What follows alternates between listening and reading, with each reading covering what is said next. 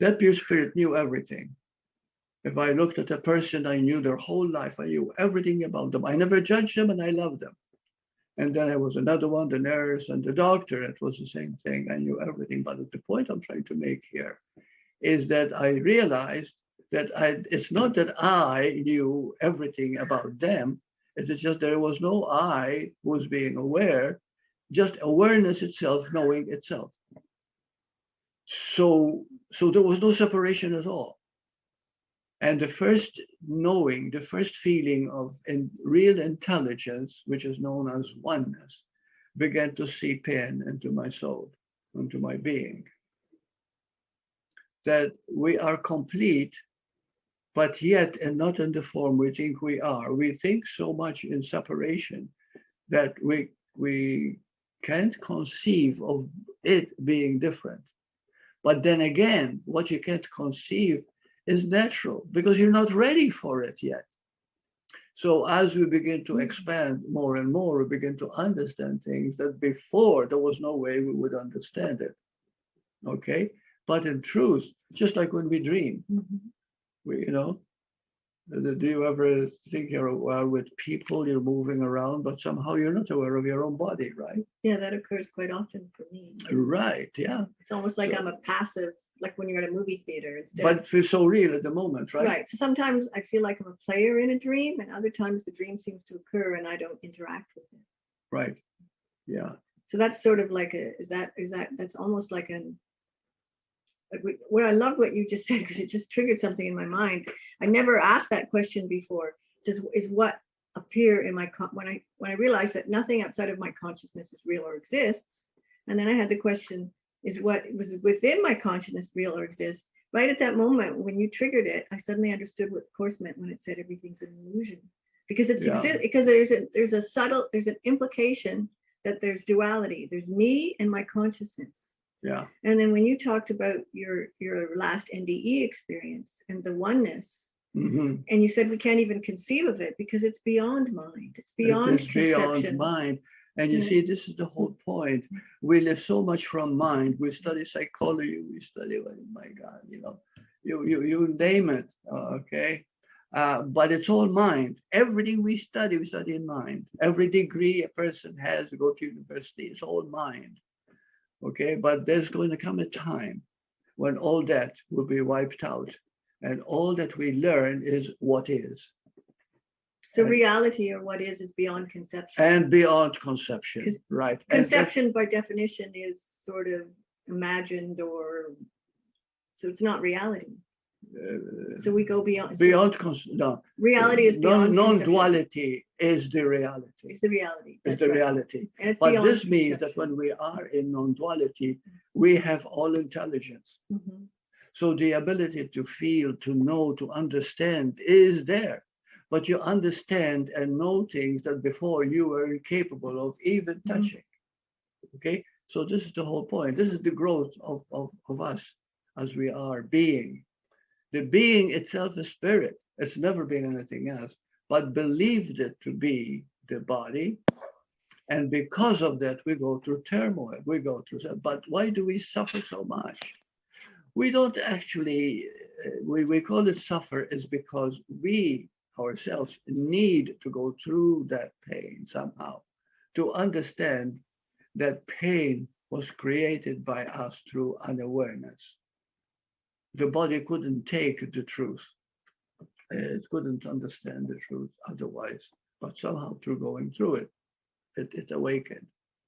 I made a study not only of myself and out-of-body experiences, but I think there's been recorded about 10 million, right? At least have been, have been resuscitated and experienced their life. And they say what they experienced when they were in heaven. Now, what is heaven? Heaven is a state that is beyond our senses, but you're very much alive, you see?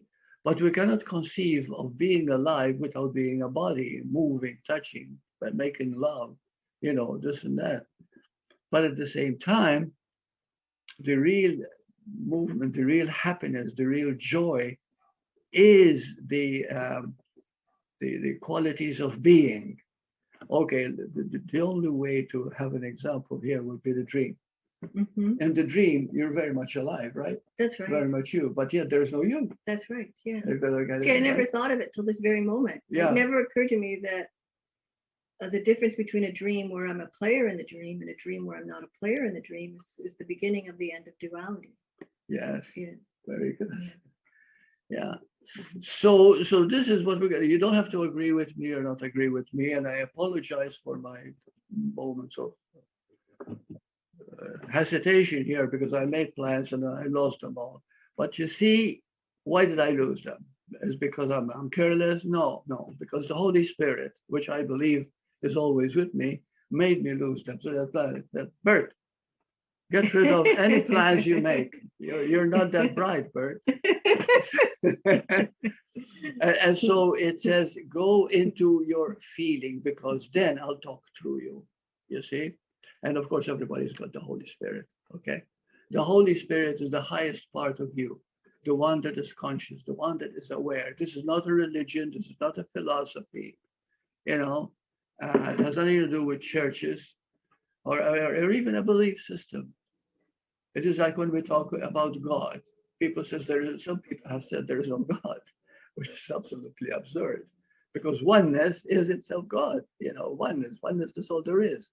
We are all one being. But yet we say that because again we equate it with some knowledge, and God is not a knowledge. God is a knowing. And it's the only knowing that there is. So when I am completely knowing, I'm moments of knowing. At that moment, I am God. And it's really that simple, you know. But of course, we have a long way to go as far as experiencing and really knowing. And that has to be the drive in us to want only what is real and what is true and what is beautiful. Do you have some quote there that? Well, I do, but first I have a question about what you just said about the dream. It's something, you just triggered something in my mind. So even though non-duality is the reality, or God, or this oneness, or this being is the reality, and where there's only one, so there's no actual consciousness, because that implies one thing conscious of another. But even in the seeming separate world, like for instance, we were discussing my dreams. There's a dream where I'm a player in it, Mm-hmm. and there's a dream where I'm not a player in it. But when I wake up from the dream, seemingly wake up from the dream, although I'm still in a dream, at that moment, I recognized that I was the author and I was all the players in the dream, that there was only one of us. There was only one person in my dream, which means there's only one here right now. Exactly. And that's the non-duality reality. Non-duality simply means there is no duality, no two-ness. No two-ness. No two-ness. It's all one. Right. The mind can't conceive it. The mind can't even begin. As a matter of fact, don't attempt it because you can go crazy. The mind is incapable of thinking in abstract terms. But that's the beautiful thing now, is that the heart, the knowing inside you, the knowing that you knows you are spirit, the possibilities are endless. We are endless being. The reason we suffer on earth is because we want to change things. And we have a body that suffers, of course, and we have limited lifetime. We have ideas who we think we are. That's all suffering. But when you realize there is no you, I don't mean that Burt is not there, but it means there is no real, how do you put it that way? Because I don't like the term, there's no you. Everything's you. But everything is you. Just like everything is you in the dream, everything is you here right now. Okay, so we can just see it that way, yeah. Yeah, so in truth, there is only one of us. Yeah, and that one of us is only aware, is always aware and always knowing and always perfect. Okay, but when we reach that point, then we understand. Amazing what you just, sorry, I got another trigger in my head from what you said. So this whole thought, what creates the illusion of a duality in duality is this thought process of constantly trying to analyze and break down and study and look at and learn and try to improve. So that whole path of seeking is although we never leave oneness, it's actually directing us away from this oneness, and it's giving us this sense of a separate existence. So it's the very seeking that gives and us. this is all an illusion. It's all a false sense of a separate existence, right? Yeah, yeah. And then what Yeah. you said about how it's all pre-planned. Yeah. The Course says the script is written. So what that means is the script is written, which means the time will come when you start to realize this. So it Yeah. seems like we're multiple people awakening to this understanding of non-duality, but Mhm. realize really it's just one mind. Just one And mind. so whatever seems to have to come into play for And this. now we come to the one mind, which I wanted to get to. Yeah, thank you. Yeah, it's amazing, honey. Yeah. To get to is that the one mind is what I wanted to talk about today. Please excuse me.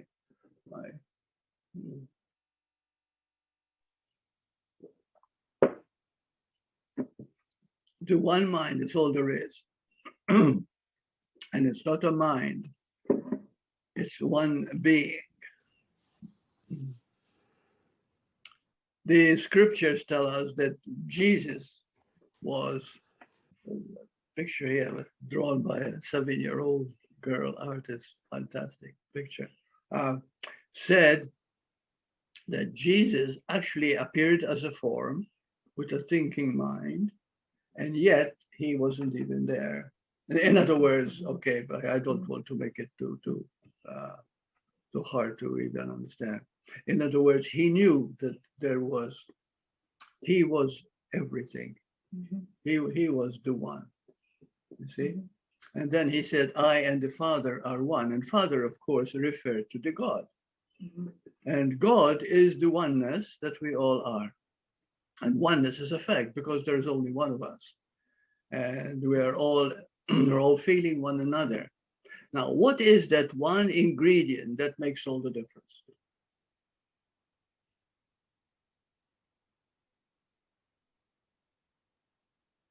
Love? Love. Love. Love is the greatest force in the world. Not in the world, sorry, in existence. Love. Learning to love is what it's all about. But first you will learn to love the body, and then we learn to love the body and the being of the person. And it goes on and on and on. But in truth, we love someone when we actually feel as if we are that someone. It's actually like joining. So it's a mini awakening. Falling in love is like a mini awakening. It's like a mini awakening, yeah. So there is that feeling and being that really there's just being. And being is not someone. And this is what is meant by the word God or the word being. And we eventually come to the point where we're all heading towards that point. Because in truth, right now, many people are teaching non-duality. But when you listen to them, you realize they are teaching duality because they're still dealing with thoughts and emotions and feelings, you know, but even they want to call it non-duality. But in truth, non-duality is the reality of life. And reaching that point is the very essence of us. And now you might say, but Burt, we're going through so many lifetimes, hundreds, maybe even thousands of them. Yes, we've already lived thousands of them. So what is the point? Well, the point is, you see, we think we've lived thousands of lifetimes, but every lifetime, when it's seen from the point of view of an altered consciousness, where there is no time and space. Now remember that. In spirit, there is no time and space. This is all for the earth. When you realize there's no time and space, how long does something take? There's no time and space, right? An instant. An instant, right. And so this is what we are looking forward to, reaching that point. But we can't possibly realize it right now. And those of you hearing this, the reason I wanted to do it so much because as I grow older, I forget more and I seem to I live more in my world than I can transmit. But I still want to feel, help other people to begin to think how beautiful they really are, the wonder and glory of a being. You know, Ken Wapnick one time gave a study about the 3 kinds of people in the world. But actually, it wasn't Ken who came up with it. It was yeah, I think it was the stages of, he called it the stages of consciousness, and I think it was Nietzsche came up with the idea. Nietzsche came up with the idea. First, he said we go through a camel, being like a camel. We're small, plodding, learning, suffering, complaining, because we don't understand. If you're complaining, you don't understand, period. Okay, that's very simple. It seems heartless, but that's the truth. Okay, when we begin to understand that everything that we're going through, we need to go through to learn what we need to learn. And then it becomes a little bit more possible. Okay, then in the meantime, until you learn that through many, many lifetimes, we call that the camel. The camel believes like everybody else believes. They go to the same church, they go to the same belief, they go to sometimes the same political system or whatever, and they all begin to think alike. These are people who are plodding. They seem to be going no place, although they are. But according to time, they are going from one place to the same place to the same place. Finally, we become lions. Lions is the second stage. Camel, then lion. The lion, says Nietzsche, is when a person begins to dream big, because they said, if I have this life and it's a short life, I'm going to make the most of it. I'm going to earn $1 million. Well, $1 million is nothing really to someone who wants power. So they say, well, I would earn $1 trillion. I'm going to own houses and boys and make love and travel and do everything. But you know what it does? Not only does it make you happy, but it makes life go so fast, even faster. So, and then what have you achieved? Again, nothing. Okay, because it has nothing to do with money or power or achieving of anything. That's called the lion stage. The lion wants to achieve, wants drive, wants a goal to achieve, is always thinking about this goal, what he wants, you see? And but that doesn't work. And then what happens? There comes a point when they say, I'm exhausted.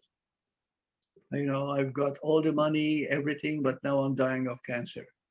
I'm only 80 years of age. I'm just a baby and I'm dying. I say 8 years of age, a baby, because I'm a baby at this point. And so at this point, you say, I've achieved all these things, but here it all ends. I've achieved nothing. In truth, you've achieved nothing because you put value on things that have no value in heaven. Okay. Now, when I say heaven is not a place, heaven is being. It is the spirit of being. When you have transcended all limitations of human nature, when you've achieved a greatness that can be understood by the mind. When you achieve that, then you achieve what's called heaven, which is a state of total and absolute happiness and bliss and love. And it's complete. See? But then, when the lion finally realizes that it's not brought him anything, then he becomes like a child. And the child doesn't care for achieving anything or becoming anything. It just loves being itself love and enjoys the moment as it is. And such people end up happier in the long run too, because they don't create problems for themselves as much as the rich person or the achiever, you see, who's always going, you know? Mm-hmm. So the child, the innocent child, is the epitome of the perfection of the human race. If we were to see it in a form, we can see it in the child. But of course, the child grows up and acquires the habits of mankind, but that very innocence itself is the excellent, the idea. Now, the Course in Miracles says that the innocence can be achieved by people who realize the nature of being. Is there anything you'd like to add, honey? Yeah, I like what you say because it actually matches today's lesson, which I'm just going to read off the computer here, a little part from it. It says, okay, what you were talking about, innocence. Yeah. Okay, in today's lesson, this is something really beautiful, and I had not read this in the course before. Today's lesson was, I trust my brothers. But the reason for that is the entire manifest universe, when we came separate, was to maintain the separation and to project the guilt we felt for that decision to betray the whole. And so all of our effort, the effort of the camel to survive and the effort of the lion, was all self-interest, the single individual self that we identified with. And when we become the child, we actually turn our intent around. So instead of the intent of the universe being that of guilt, it then becomes innocence. And so in today's lesson, it says, beautiful. We seek for innocence and nothing else. So that's amazing. Oh, that's beautiful, honey. Thank you. Thank you. Yeah. So are there any questions here? I know I stretched your imagination. Yes, there are. Yes? There are some questions. Maybe we can have a brief discussion. There's some questions relating to what you've just mentioned. I think a lot of them are very good ones. Let's first ask a question from Z. It's actually quite late there. It's 2 a.m. in the morning, and he'd like to ask you, Burt, whether why are we born into duality, and whether life, whether is there any meaning to learning in life, or are we just here to exist? To what? Or are we just here for... Are we born here to learn or to experience? To experience. Experience. And initially, there was never a time that we were born. We always were. Time does not exist in reality. Time is not a fact.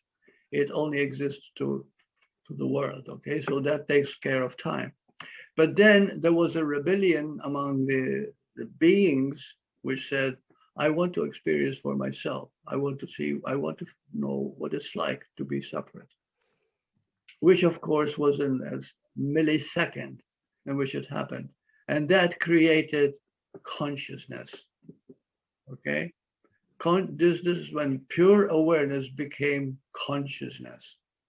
And consciousness had to create not only to create the body, to feel, to know, to understand, to live, but also to create time and space, because consciousness can only exist in time and space. However, when the being dies, passes away in spirit form, consciousness is still there, but the time and space factor are no longer relevant at that point. Now, the reason why we go through so much is because there is a part in us that wanted to know what it's like to be separate. That you might say, well, then it created millions and millions and millions of years of separation. Yes and no. It does seem that it created those years of separation, but millions of years in truth do not exist. Time does not exist. So when we think time is going by, which to us a whole lifetime is a heck of a long time, if we're not happy, you know, we think that we live the whole lifetime, but we find that it's just like that. It's just like a moment. So when we ask anything that has to do with time, it won't apply. And unfortunately, I have no answer about this except to say what I'm saying. We seem to be suffering, although I am certainly not suffering. I'm blind, but I'm not suffering. I've got a great woman here, and I'm very, very happy in my life. And I wish other people could feel what I feel, because I love life, and I know that when this body passes away, it might even be better. It's interesting what you So- said, because something we didn't touch upon yet was when you say, is there a purpose or is there a reason to be here? The reason is that turnaround between the belief that we're a separate entity in an external world to that turnaround to recognizing the oneness, which the Course uses forgiveness as the means Right. to achieve that. So That's as right. Thank we you. Thank you. learn, so when originally, like when we read the news because we want to find another guilty person, that person's guilty and I'm not. When we're finally willing to see everyone is innocent, we become the light in the world. We then have our own state of heaven. We're now living in a state of heaven, even though we seem to appear in a world, because now we're no longer judging anybody or anything. And it's a process. It's not instantaneous. I think the reason I'm with you is because of years of forgiveness has brought this incredible love into my life, and has allowed me to shine and to forgive over and over again, and to have this joy and to have innocence, to see innocence in all my brothers as my goal. That's the goal. It's a hard goal, but it's the goal. And every day, that's what the day is devoted to, and that's the purpose, because that takes you back to heaven, back to oneness, because it's already you. You're already projecting out a part of you that you don't like. You And that's a beautiful thing. There is no end to you. You are always, but not the you think you are right now. You see, the you that is pure being, that is there's no end to that. Because who's being? That's right. There's only one God, right? I mean, if you don't mind the word God, some people do, okay?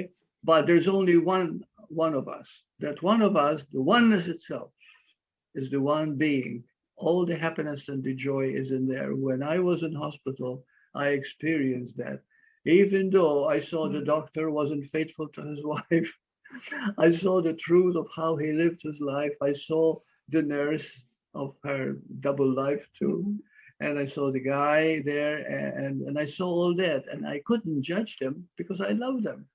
I felt nothing but love, and there was nothing wrong in anything that I saw.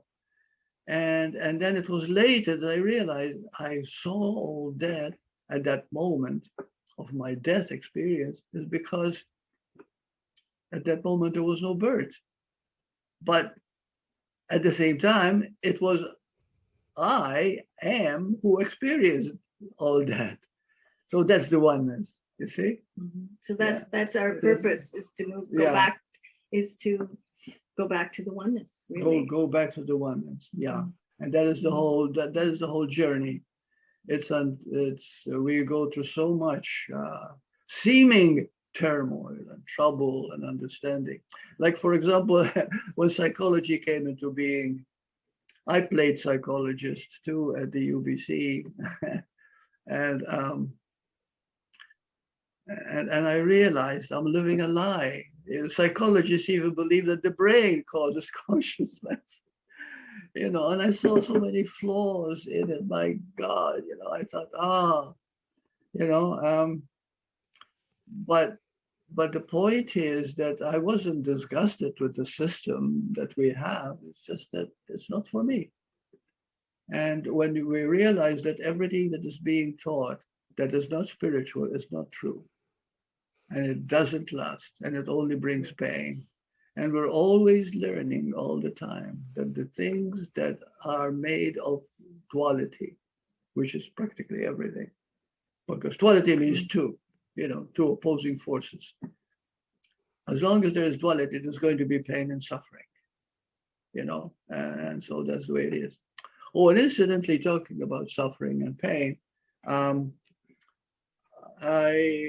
the thought did occur to me that if you people can pray for me, for my eyes, to get a little bit better so that I can enjoy my wife, I would love it if you pray, if you prayed for me, because just bad eyesight is all that I have, that that I do not like.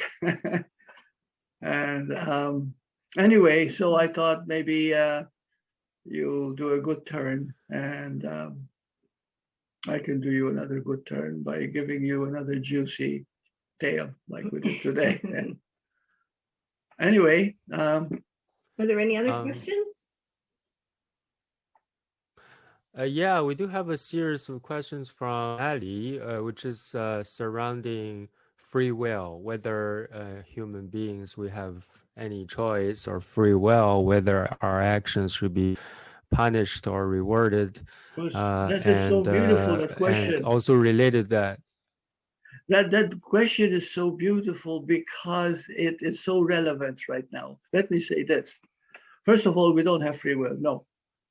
Our free will is God's will, okay? The God's will, the one will is this, that you're already made of happiness, that you're already made of love.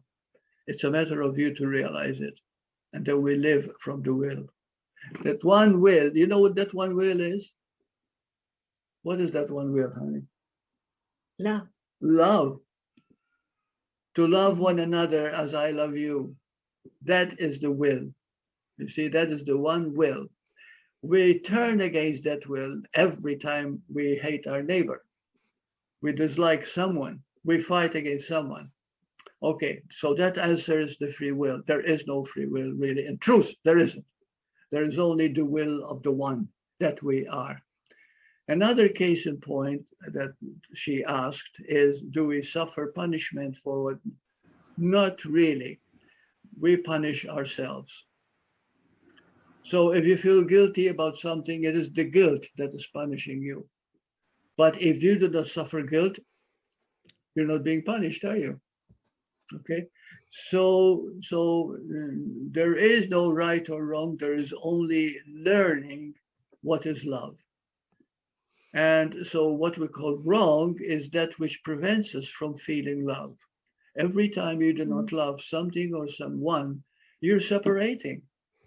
And when you separate, you're bound to suffer loneliness, deprivation, my God, you name it.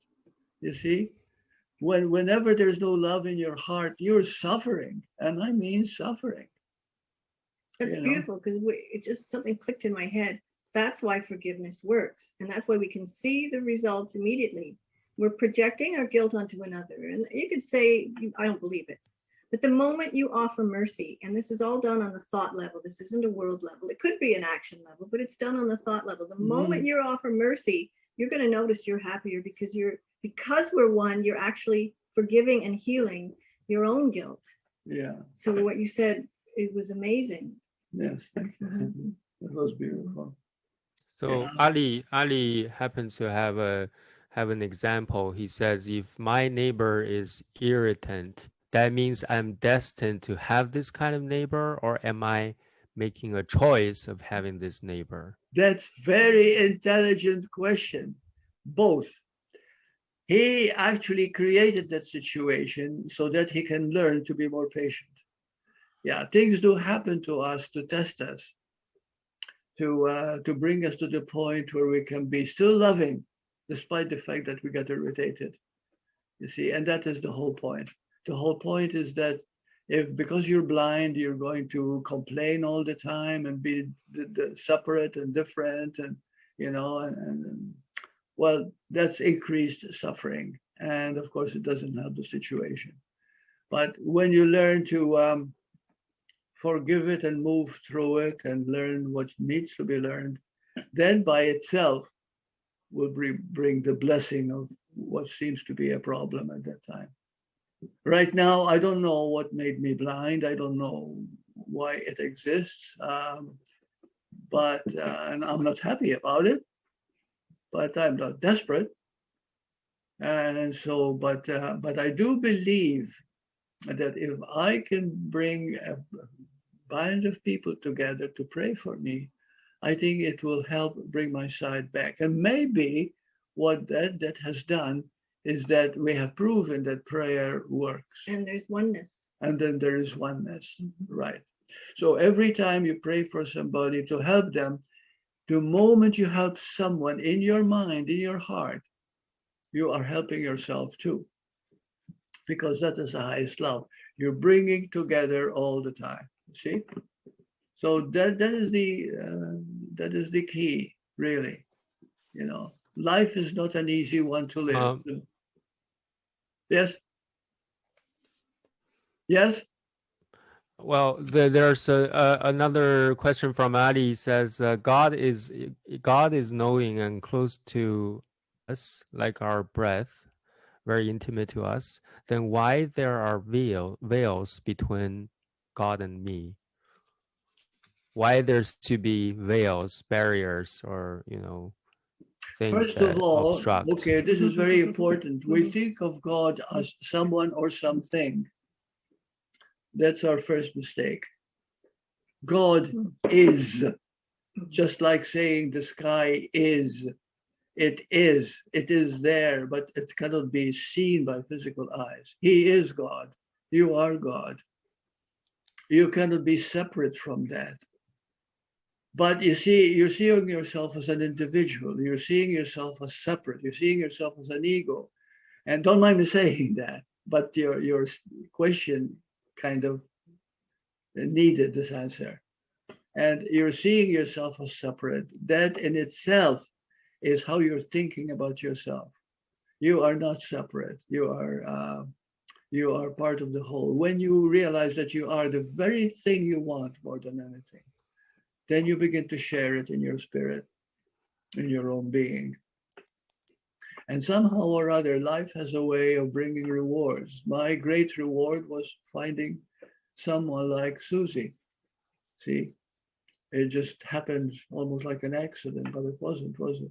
It was a miracle. Yeah, it was a miracle. Yeah, so things do happen to make your life rich if you believe that you deserve it, if you believe that it is possible, if you believe that you can help others too, besides yourself. But if you get concerned only with yourself,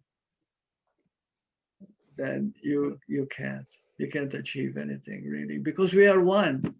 The greatest law. If you don't believe anything I've told you, believe one thing, please, okay? We are all one being. The mind can't understand that. But in truth, we are all the same one being. The moment we begin to feel that, the moment we begin to experience it even a little bit, it starts to come into our life. And these veils that Ali mentioned are actually held in place by our judgments, because God is everything. And if we take one part of everything and hate it, we can only be happy with the whole. We've now created a veil to the oneness. Yeah. Yeah. So we're learning love all the time. Love is the only. Yes. I like to address the question from Laura to you. Laura is wondering if there are any substantial differences between your NDEs. NDE is no, your NDEs. Your two NDEs that you had. Is there substantial difference between your NDEs? Your two NDEs, whether there are any substantial differences. Yeah, there was great difference, but because you see, the first NDE that happened to me, I was very unhappy. I was abused by a priest sexually, and the only church I knew in Malta, where I was, is all Catholic. And he abused me when I was 8 years of age, and I carried that hate for him until I was 17. And then at 17, there was a day when it was stormy, the wind, and it was howling, throwing water from the beach into the road. And I could hardly hold on to the banister there. But somehow or other, it threw me over about 15-foot drop into the rocks. But before I hit the rocks, I was out of my body. And I experienced love I never knew existed. I was so happy. But I saw clearly that everything that I'd been taught by the church was just, I don't know what to go, was not so. And I also saw something else, that the priest that abused me was not a bad guy. He was a priest so frustrated sexually that he lost control. And I had a lot of love for him after the accident, after I came back from the body. Now I came back because there was a part of me was still thinking, and there is still thought because there's still consciousness when you're in as a spirit. And I said, I wonder what happened to the body, what they did with my body, the two men that drove it away. And the moment I did that, boom, I was back into the body at the hospital. And nobody knew what had happened. And I told them I fell. And but I went and searched for the priest to see if I can find him and tell him, no, not only I forgive you, but I love you, because I know that what you did wasn't out of badness, but out of frustration. And of course, when the Pope tells you it is a sin, you know, can you imagine being sexually driven and then to do anything about it would be contrary to that idea. Well, anyway, you know what I'm saying here. So I was in a hospital not long. I went in search of the priest. I went from church to church. Everybody told me, no, we don't know him. We don't know where he is. They weren't nice to me because I think they were hiding him. They didn't want him exposed. But I wasn't trying to expose him. I was trying to say, please don't feel bad. You know, God is good. God is love. God is joy. But I never found him. Anyway, it's a long, I told you that, but that's the first one. The second one was in the hospital. And I died on the way to the hospital. And I had out of body, I saw the people, I experienced light, which I felt was God speaking to me, because during the light, it said to me, despite how you feel, despite how you are, despite your contorted body, yet you're going to be healed in 4 days and you'll be home. And it happened. Believe it or not. So was that the significant difference between the two, was seeing the light? Yeah, the light in the second one, yeah. Okay, thank you. I also have I mean, it's also almost, it's 5 o'clock already. Would you like to maybe answer one last question? Sure. Oh, yeah, of course. Sure. You seem to mention that there is a world of duality, which we sensory perceptions, and this world of duality is full of opposites, up and down, high and low, all that. I think what Suzy seems to suggest, and the Course seems to suggest, is that this world of duality is a total illusion, which does exist. Right. What does exist and what only exists is the world of non-duality, without ups and downs, without opposites, right?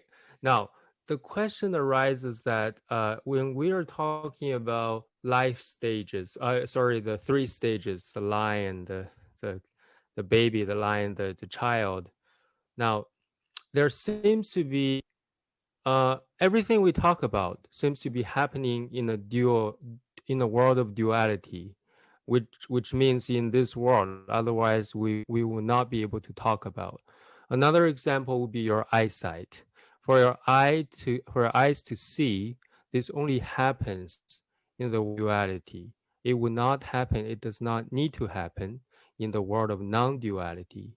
So there seems to be a relationship between the non-duality, the pure ultimate existence, and the illusory world of duality. And back to Ramsey's question, right? Are we here in this life, in this world of duality, to learn, to experience, or it is purposeless, or what is it? What is it? We're here to Or is learn to and, manifest and love. experience love. Yes. Which takes us back to the oneness. Which takes us back to the oneness. Right. Yeah. So the Course says we go from what it calls false perception or the wrong mind, which is a hellish existence in the sense that we all have to face death. We seem to have problems. Things seem to go wrong, to what they call a happy dream. And the happy dream is when we start to forgive. So we're still in duality during the happy dream, but we're starting to learn that we really aren't separate, because we've discovered that our mind, when it gives mercy or forgiveness to another, it's happening to us, and we see the rewards almost immediately, a sense of peace. So it takes us from using duality, it takes us from the wrong mind or wrong perception into what the Course calls the happy dream, or the right mind or right perception. And it says that that's still all within the realm of consciousness. So there's still a sense of separation. Finally, when we finally see the face of Christ in our brother, and at that moment we awaken to this knowledge, this pure non-dual existence. So the purpose here is that's the purpose, is to remember the oneness through love and forgiveness. That's right. Mm-hmm. And in other words, love. And it seems that this this moment of enlightenment or awakening cannot really be sustained. See, because there in the world there's no time, then there really, you can only realize in that moment, in the present moment, right? For example, I can't really pass on this to my children. Even if I'm awakened, I can't be telling my son that this is a reality, and you can't force this to happen to someone else. No, you can't. Right. But it has nothing to do because of time. Nor can. Yeah. Right. So it's an empty hope to wish to sustain this. You can only realize this in this very moment. Yeah. Well, it's not really you could call it an empty hope if you're using the word empty positively, but if you're using the word empty negatively, it's not an empty hope. It's a happy hope, because it does eventually this hope. The Course calls it a holy instant. A holy instant is this moment of a mystical experience or awakening. In the Course, you achieve it through forgiveness, but you can also achieve it through a near-death experience and other mystical experiences. But through forgiveness, we go into what the Course calls a holy instant. And awakening is so we have more and more and more holy instants. And our holy instants seem to last longer before we get dragged back into time in the dream. Mm-hmm. And eventually there's just one holy instant that lasts forever. So it's not an empty hope, unless you mean empty in the good sense. Mm-hmm. Mm-hmm. Very good. Mm-hmm. Yeah, well said. The last question is about the 3 stages. It seems the 3 stages correspond pretty well with the life stages. When we are young, in the camel stage, we're accumulating our knowledge and stuff like that. When we are in our mid-age, between 20 and 40, we're fighting, we're competing, we're eating for food like a lion. But when we're getting old, right? We are stepping back, and it seems like we're getting into a child stage. Now, would you agree that these are life stages? Now, if so, then the question comes: would it be good to achieve a stage when you're not at that stage? For example, when you are at your camel stage or lion stage, or your early years in your life, before 40, you already reached a stage of child, a stage that is very well suited for old age. How would you see that? I don't know whether Would I that be fully understand the question. Do you, honey? Well, I can give an answer to it. The 3 stages of consciousness is, again, a concept to try and teach this understanding where one goes from thinking they're a separate body in a real world to where we recognize we're pure spirit. So it does seem that people go through stages in an actual life where when they're young, they're naive, and then they start to maybe search, studying theology or philosophy or psychology or whatever. And then they finally turn inward towards spiritual awakening. So it can appear in a single life where we go from a camel to a lion to a child. but it can also occur over history. You might notice over the history of time, societies were more camel-like, and then they became more lion-like. And now the fifth dimension that you talk about is where there seems to be in the dream a larger group of people who are coming to this child stage. So it's not just an individual life. It could be a country. It can be history over time. So this cycle is very good. It appears it's applicable to a wide range. Yeah, right. it's applicable very generally. Yes, yeah. Okay.